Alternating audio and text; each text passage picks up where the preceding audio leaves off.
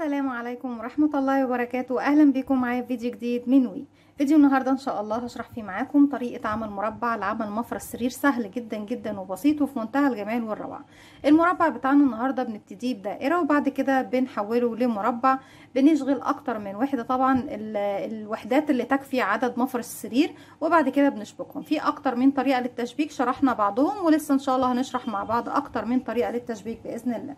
هنستخدم مع بعض خيط صوف متوسط السمك، هستخدم لونين وانتوا ممكن تستخدموا لون واحد او اكثر، يعني ممكن لونين او لون او 3 زي ما انتوا حابين. وهستخدم معاهم ابرة رقم 3.5 ملم. هنقول بسم الله الرحمن الرحيم. في البداية بنبتدي نكون مجموعة من السلاسل لتكوين دائرة. هسيب مسافة من الخيط، هلف الخيط حلقة على الهوا بالشكل ده. بدخل بالابرة بتاعتي داخل الحلقة، هلف الخيط على الابرة وهخرج منها. طرف الخيط بشده بقى في عقدة البداية. علشان ابتدي اكون مجموعة من السلاسل بيكون عندي على الابرة حلقة، بلف الخيط وبخرج منها. بسم الله كده 1 2 3 4 5. هسيب الاربع سلاسل اللي احنا طبعا اللي هم الاولانيين بتوعي دول، وهروح للاخيرة اللي هي تعتبر الاولى بالنسبة لنا. هدخل فيها وهخلي معايا كمان طرف الخيط بتاع البداية عندي على الابرة، وهلف الخيط واخرج منها من الحلقة اللي عندي على الابرة بغرزة منزلق. داخل الدائرة بتاعتي دي او سنتر الدائرة دوت الفراغ اللي في النص ده هنشتغل فيه 16 غرزة عمود بلفة، بما فيهم طبعا 3 سلاسل ارتفاع. هيكون اول عمود عندي من ال16. طيب احنا عارفين طبعا ان ال3 سلاسل يعني ايه، يعني ارتفاع غرزة العمود بلفة الواحد. هرتفع 1 2 3 وهعتبره اول عمود زي ما اتفقنا مع بعض. هروح بعد كده اشتغل كام؟ بعد كده بقى هشتغل 15 عمود. طب ما مش انت قلتي هنشتغل 16؟ ما هو 16 بما فيهم ال3 سلاسل دول يا بنات. طيب ازاي بنشتغل غرزة العمود بلفة؟ بيكون عندي على الابرة حلقة عفوا، بلف الخيط بيكونوا حلقتين. هدخل في الفراغ بتاعي، وطبعا انا دخلت داخل الدائرة بتاعتي ومعايا كمان طرف الخيط اللي احنا بنخفيه معانا. بلف الخيط وبخرج معايا على الابرة 3 حلقات، بلف الخيط وبخرج من حلقتين، اتبقى لي 2 بلف الخيط واخرج منها. تاني بكرر معايا حلقة، بلف الخيط بيكونوا حلقتين، بدخل الفراغ بتاعي الف الخيط واسحب واخرج تاني. معايا على الابرة 3 حلقات، هلف الخيط واخرج من حلقتين، اتبقوا 2 هلف الخيط واخرج من حلقتين. طيب احنا قلنا ان احنا هنبتدي نعد من اول ال3 سلاسل، يبقى عندنا كده 1 2 3 وبكمل لغاية ما بيكون معايا 16 عمود بلف. 4 5 6 كده بيكون معايا 16 عمود. نعد مع بعض 1 2 3 4 5 6 7 8 9 10 11 12 13 14 15 16. في الثالث سلسلة ارتفاع عندنا دي 1 2 رقم 3 هدخل فيها، وبخلي معايا كمان الخيط اللي احنا طبعا خيط البداية عشان نخفيه مع بعض، وبعمل غرزة منزلقة. طيب في نفس المكان اللي انا واقفة فيه هرتفع 1 2 3 4. طيب ايه الاربع سلاسل دول؟ 3 سلاسل الاولانيين منهم عمود بلفة او ارتفاع عمود بلفة، والسلسلة رقم 4 هي المسافة ما بين العمود الاول والعمود التاني اللي هروح اشتغله. يعني السطر الاول بتاعي كان عبارة عن ايه؟ كان عبارة عن 16 غرزة عمود بلفة فراغ واحد. السطر التاني هيكون عمود سلسلة عمود سلسلة عمود سلسلة عمود لغاية ما بوصل لنهاية السطر. يعني ايه عمود سلسلة عمود؟ يعني فوق كل عمود بشتغل عمود وبعد منه سلسلة مسافة. الفراغ الاول اشتغلنا خلاص فوقيه، هنروح بقى للفراغ التاني.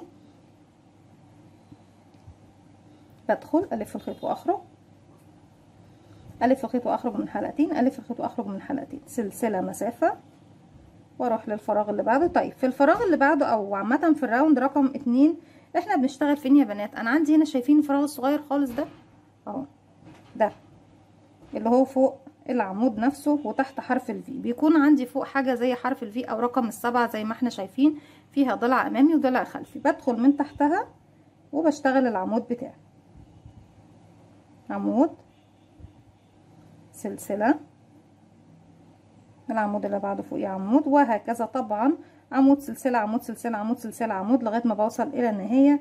في ثالث سلسلة ارتفاع بقفل بغرزة منزلق. في نهاية الراوند بعد ما عملت العمود رقم 16 باخد سلسلة مسافة وبروح بدخل 1 2 تالت سلسلة بدخل فيها وبشغل غرزة منزلق. طيب السطر التاني كده بالنسبة لي خلاص عملناه، وهو عبارة عن ايه؟ عبارة عن عمود سلسلة عمود سلسلة عمود. طيب انا وقفت بمنزلقة فين؟ فوق العمود الاول. انا عايزة اجي فوق السلسلة هنا، همشي بمنزلقة كمان واحدة تانية اهي زي ما احنا شايفين، وهبتدي اشتغل داخل كل فراغ 2 عمود بلفة، وبعد كل 2 عمود بلفة بشتغل سلسلة مسافة. طيب بداية العمود بتاعي يعني 3 سلاسل، 1 2 3، هدخل تاني في نفس الفراغ واشتغل كمان عمود بلفة،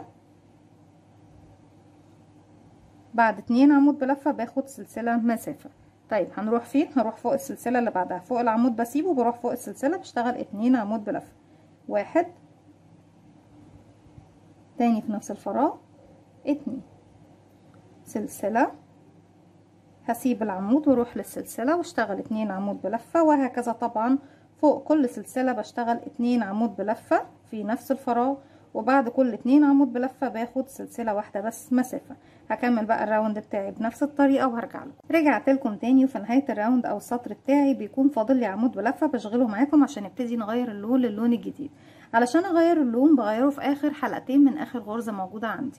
انا كده معايا حلقة على الابرة، بلف الخيط بيكونوا حلقتين، هدخل فراغي هو الف الخيط واخرج، معايا على الابرة 3 حلقات، بلف الخيط وبخرج بنفس اللون الاحمر من حلقتين، وبعد كده هسيب اللون الاحمر وهخلي الحلقتين معايا على الابرة.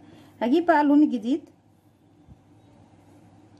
وهعمله عقدة بداية، هسحب الحلقة اللي هي باللون الجديد من الحلقتين الموجودين عندي على الابرة، وبعديهم بعمل سلسلة مسافة اللي هي بعد كل 2 عمود بلفة. طيب هروح فين بقى؟ هروح 1 2 تالت سلسلة ارتفاع بدخل فيها، وبخلي معايا اطراف الخيوط طبعا اللي احنا محتاجين نخفيها معانا، وبشغل غرزة منزلقة. طيب المفروض ان انا اشتغل فوق السلاسل. طيب انا هنا قريبة من السلسلة دي جدا زي ما احنا شايفين، السلسلة اللي هنا دي، يبقى احنا هنعمل ايه؟ بدل ما اروح بمنزلقة امشي بمنزلقة هنا ولغاية ما اوصل للسلسلة دي، لا، طب ما انا ممكن ارجع لورا هنا واشتغل الشغل بتاعي اللي هو عبارة عن 4 غرزة سلسلة، 1 2 وبعديهم 1 2. انا ليه قسمتهم وقلت 1 2 وبعد كده قلت 1 2 ما قلتش 4 على طول؟ علشان نبقى عارفين ان اول سلسلتين في الفراغ ده فوق السلسلة بعتبرهم غرزة نصف عمود، والسلسلتين التانيين هما المسافة ما بين غرزة النصف عمود والمكان اللي هروح اشتغل فيه تاني.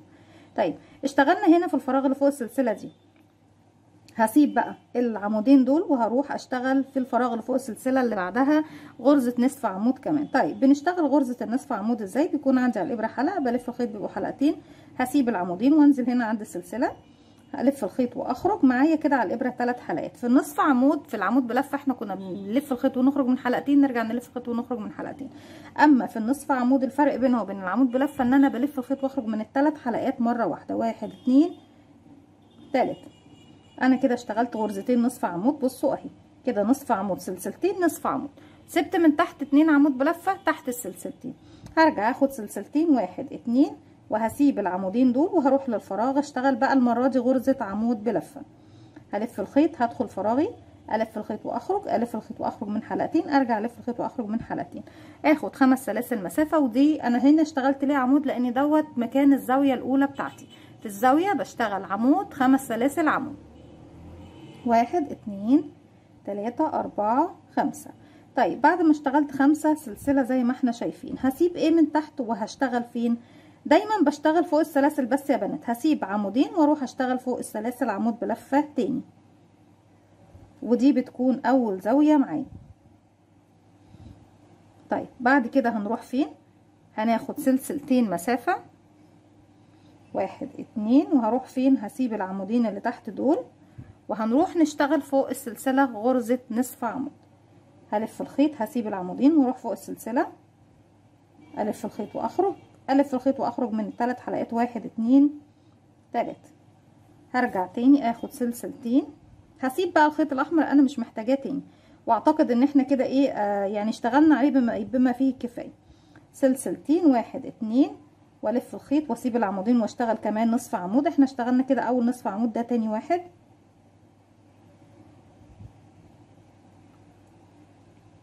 سلسلتين وهروح اشتغل في الفراغ اللي فيه سلسلة الزاوية التانية اللي مكونة من عمود 5 سلاسل عمود. نلف الخيط ونخرج من حلقتين، نلف الخيط ونخرج من حلقتين، بعد كده 1 2 3 4 5. هلف الخيط، نسيب العمودين ونروح نشتغل فوق السلسلة عمود بلفة 1. زي ما احنا شايفين كده. انا معايا ايه كده؟ معايا زاويتين، الزاوية دي والزاوية دي. ارجع تاني واكرر 2 سلسلة، 1 2، والف الخيط على الابرة، بسيب العمودين وادخل اشتغل فوق السلسلة نصف عمود، سلسلتين 1 2، واسيب العمودين واشتغل فوق السلسلة نصف عمود، سلسلتين، وبعد كده هروح للفراغ ده اشتغل عمود بلفة 5 سلسلة، وفي الفراغ اللي بعده عمود بلفة، وبكرر بقى نفس الخطوات بتاعتي لغاية ما بوصل لنهاية الراوند بتاعي. هكمل وهرجع له. في نهاية الراوند بتاعي بعد ما خلصت الزاوية الأخيرة زي ما احنا شايفين، احنا طبعا كنا هنا ارتفعنا زي ما احنا شايفين النصف عمود في المكان ده، اذا انا مش هشتغل فيه تاني. يبقى هاخد بعد اخر عمود بلفة في الزاوية سلسلتين 1 2، وهروح في تاني سلسلة ارتفاع وبدخل وبقفل بغرزة المنزلقة بتاعتي كده. بكون طبعا ايه كده بقى احنا اسسنا المربع بتاعنا زي ما احنا شايفين. اعتقد كده خلاص عندي 4 زوايا وعندي فراغات اقدر اشتغل عليها زي ما احنا ايه شايفين. طيب عندي كام فراغ هشتغل فيه؟ عندي هنا 1 2 3، 1 2 3، و1 2 3، 1 2 3، وبعد كده الاربع زوايا الموجودين عندنا. طيب انا محتاجه ان انا ابتدي اشتغل في الفراغ اللي هو فيه السلسلتين دول. انا مش هشتغل طبعا فوق غرزه النصف عمود، احنا بنشتغل فوق الفراغات اللي فيها السلاسل. همشي بمنزلقه واحده بس يا بنات، او ارجع بايدي واشتغل في السلسلتين دول الاعمده اللي هشتغلها. بس افضل طبعا ان احنا نرجع لجهه اليسار ونمشي بمنزلقه احسن. بعد كده هرتفع 1 2 3 سلسله، وفي الفراغ ده المفروض ان انا بشتغل في كل فراغ يقابلني 3 غرزة عمود بلفة. كده اشتغلنا 3 سلاسل هعتبرهم عمود، يبقى فاضل لي 2 عمود بلفة في نفس الفراغ. 2 3. طيب هل من فوق بناخد سلاسل؟ لا، ما باخدش سلاسل مباشرة. بدون ما اخد اي سلاسل من فوق هروح للسلسلتين التانيين، بسيب غرزة النصف عمود وبروح للسلسلتين بشتغل 3 عمود بلفة. 1 2 3.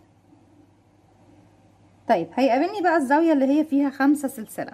هاخد اول سلسلتين بشتغل عليهم 3 عمود بلفة، واخر سلسلتين بشتغل عليهم 3 عمود بلفة، وبسيب السلسلة اللي في المنتصف بس بشتغل فوقيها 3 سلاسل مسافة.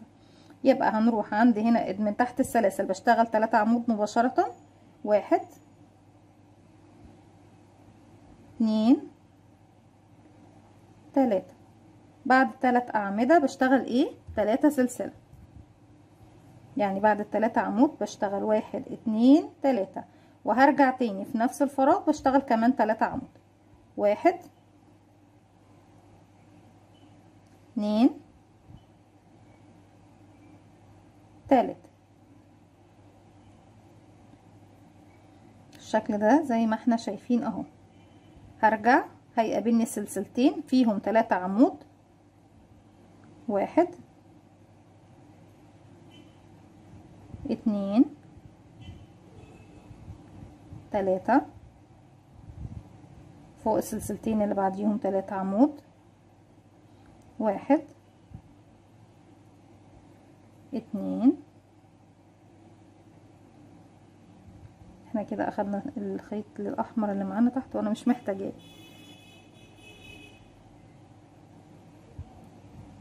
1 2 3. ارجع هنا بعد نصف عمود، هنا بردك عندي فوق السلسلتين دول 3 عمود. 1 2 3. وهيقابلني بقى الزاوية كالمعتاد. يبقى احنا عندنا هنا ايه الزاوية بشتغل فيها 3 عمود، 3 سلسلة، 3 عمود. فوق كل سلسلتين انا عندي 3 فراغات بشتغل فوق كل فراغ، يعني كل سلسلتين منهم او كل فراغ منهم بشتغل 3 عمود. هرجع تاني في الزاوية كام يا بنات؟ 3 عمود، 3 سلاسل، 3 عمود. 1 2 3. بعديهم ايه 1 2 3. المكان الوحيد في السطر دوت اللي باخد فيه سلاسل هو مكان الزاوية فقط. هرجع تاني في نفس الزاوية بشتغل كمان 3 عمود. 1 2 3. وبكرر بقى نفس النظام زي ما احنا شايفين. بكرر الخطوة بتاعتي دي هي ان فوق كل فراغ مكون من سلسلتين بشتغل ايه؟ بشتغل 3 عمود، وفوق الزاوية بشتغل 3 عمود 3 سلسلة 3 عمود. هكرر بقى نفس الخطوات بتاعتي دي لغاية ما بوصل لهنا، هكمل وارجع لكم. رجعت لكم تاني وكده في نهاية الراوند. احنا طبعا ابتدينا هنا في المكان ده، كان فاضل سلسلتين قبليهم مفروض ان احنا نشتغل عليهم. انا هنا اشتغلت الزاوية في الاخر، هنا بقى في السلسلتين دول بشتغل 3 عمود، 1 2 3 كده بيكون خلص الراوند معايا. طيب هنقفل فين؟ بقفل في ثالث سلسلة ارتفاع بغرزة منزلقة زي ما احنا شايفين. اذا انا كده عندي خلاص المربع بتاعي ابتدينا نشتغله بشكل طبيعي، مفيش اي حاجة خالص فيه ايه متلخبطة. ابتديناه بدائرة، رجعنا كونا المربع واشتغلنا عليه بمجموعة اعمدة زي ما احنا شايفين. طيب السطر اللي جاي بيكون عبارة عن ايه؟ وهو طبعا بيكون السطر الاخير معايا. برتفع من نفس المكان اللي انا واقفه فيه فوق الثلاث سلاسل دول 3 سلاسل كمان، يعني عمود بلفه 1 2 3، وهشتغل على كل الاعمده اللي تقابلني عمود بلفه زيها. هاجي بقى لغايه السلسله الثلاث سلاسل اللي في الزاويه دول بشتغل فيهم ايه؟ بشتغل عمودين 3 سلاسل عمودين. يبقى انا كده اشتغلت فوق الثلاث سلاسل، هروح للعمود اللي بعدها واشتغل عمود وعمود فوق كل عمود، دبل كروشيه فوق كل عمود يقابلني لغايه ما اوصل للثلاث سلاسل الزاويه. عمود بلفه 1 فوق كل عمود، ما عنديش اي فراغات، بشتغل فوق كل فراغ يقابلني عمود بلفه 1 لغايه ما بخلص الاعمده بتاعتي كلها. اخر عمود اهو كده بقى بيقابلني. يبقى احنا ارتفعنا 3 سلاسل، وكانت فوق الثلاث سلاسل اللي تحت اشتغلت فوق كل عمود عمود زيه بالظبط، ما عملتش اي اختلاف خالص. كده وصلنا للثلاث سلاسل. هشتغل داخل الثلاث سلاسل دول ايه؟ هشتغل عمودين 3 سلاسل عمودين. بقى كده 1 تاني في نفس الفراغ 2 بعدين 3 سلسلة عشان اعمل زاوية جديدة. لو حابين تشتغلوا فوقيها فوق اوكي، مش حابين خلاص هي هتكون مكان الزاوية بتاعتي وخلاص في اخر سطر. 1 2 3. طيب السطور اللي فوق يا رندا لو حابين نزود المربع عن كده ونكبره خالص بقى ونشتغل بنفس الشكل دوت على اكبر شوية، هتكرري نفس السطر اللي احنا بنشتغله دوت بنفس الخطوات. فوق كل عمود هيكون عمود زيه، وفي الزاوية بتشتغلي فوق الثلاث سلاسل بتشتغلي 2 عمود 3 سلسلة 2 عمود. كده بعد 3 سلسلة هدخل تاني في نفس الفراغ واشتغل 2 عمود 1 2. احنا كده خلاص خلصنا الجزء دوت، لكن لسه طبعا في نهاية الراوند بنكمل على الأعمدة اللي هي كانت عندي هنا موجودة، وهنا دي عندي زاوية. احنا عارفين طبعا في الزاوية بنشتغل عمودين 3 سلاسل عمودين. طيب انا عندي هنا كام بقى عمود؟ 1 2 3 4 5 6 7 8 9 10 11 12 13 14 15. بشتغل فوقيهم 15 غرزة عمود بلفة. اول عمود عندي ناخد بالنا من الفراغ بتاعه، دايما بيكون بعد الثلاث سلاسل مباشرة في البداية هنا، علشان انت ممكن ما تاخديش بالك ان هو طبعا دوت رأس العمود وتروحي تشتغلي في الفراغ ده وتعتبريه هو العمود الاول. لا يا بنات، ناخد بالنا دايما، وتبقي ايه مثلا لو بتشتغل على السلاسل زي كده تاخري الاعمده بتاعتك شويه عشان تشوفي مكان العمود الاول وتبتدي تشتغلي فيه. كده 1 2 3 4 5 6 7 8 9 10 11 12 13 14 15. كده خلصنا ال 15 غرزة عمود بلفة. فوق 15 غرزة عمود بلفة زي ما احنا شايفين. وصلنا للثلاث سلاسل بشتغل فوقيهم ايه؟ 2 عمود 3 سلاسل 2 عمود 1 تاني في نفس الفراغ 2 3 سلسلة 1 2 3 تاني في نفس الفراغ 1 2. وبنفس الطريقة طبعا بكمل زي ما احنا شايفين المربع بتاعي، ان بشتغل فوق كل عمود يقابلني عمود بلفة، وداخل الزاوية بشتغل 2 عمود، 3 سلاسل 2 عمود، وهكذا طبعا لغاية ما بوصل الى النهاية. هنا بخلص الزاوية بتاعتي وبشتغل بقية الاعمدة عليها اعمدة، وبقفل في النهاية في ثالث سلسلة ارتفاع بغرزة منزلقة زي ما احنا شايفين. وبيكون ده طبعا شكل المربع بتاعي. عاوزه اقول لكم ان احنا بنكون منه مفرش سرير بيكون شكله تحفه جدا وجميل جدا وسهل وبسيط زي ما احنا شايفين. وتقدري تعملي منه طبعا بطانيه بيبي. طريقه التشبيك بتاعته في بنات كتير بتستسهل ان هي بعد ما تخلص كميه المربعات بتاعتها بتخيطها بالخيط والابره، او ان احنا بنشبك بغرزة المنزلقة او غرزة الحشو. وفي اكتر من طريقة تانية للتشبيك، يعني شرحت منها اكتر من طريقة معاكم على القناة، وان شاء الله في اكتر من طريقة هنشرحها تاني مع بعض. طيب على السريع كده لما بنيجي نشبك مع بعض بنشبك فين؟ بيكون عندي الحلقة الامامية والحلقة الخلفية. انا لما باجي بشبك المربعين في بعض طبعا بشبك من الحرف الفي دوت عند الاعمدة زي ما احنا شايفين. باخد الحلقة الخلفية مع الحلقة الامامية من المربع اللي قصاده، يعني بجيب انا عندي وش الشغل هنا، بجيب ظهر الشغل للمربع التاني هنا اهو، بيكونوا الظهرين ملتصقين مع بعض والوش هيكون الناحية التانية. باخد بقى الحلقة اللي هي اللي تعتبر قريبة من الوش التاني، اللي هي تعتبر عندي هنا الخلفية، والامامية من المربع التاني، وبنخيط بالخيط والابرة او بابرة الكروشيه. بدخل طبعا باخد الحلقة الخلفية مع المقابلة ليها اللي بتكون الامامية، وبشغل غرزة منزلقة او غرزة حشو. وان شاء الله طبعا زي ما اتفقت معاكم هنشغل مع بعض او هنشرح مع بعض اكتر من طريقة تشبيك. هكمل المربع بتاعي بقى مع نفسي، وبعد كده هحط لكم الصورة ان شاء الله على الفيديو. دي كانت فكرة الفيديو بتاعي النهاردة. اتمنى يا رب ان هي تنول اعجابكم وتكون سهلة وبسيطة، وزي ما قلت لكم نقدر نكون منها اكتر من حاجة، حتى كمان مفرش سفرة كمان، بس هيكون بخيوط مش صوف اكيد. اتمنى ان الفكرة تنول اعجابكم، وما تنسوش لو عجبكم الفيديو تعملوا لي لايك وشير وسبسكرايب، واستنوني في فيديو جديد من وفعلوا زرار الجرس عشان يوصلكم مني كل جديد. السلام عليكم ورحمة الله وبركاته.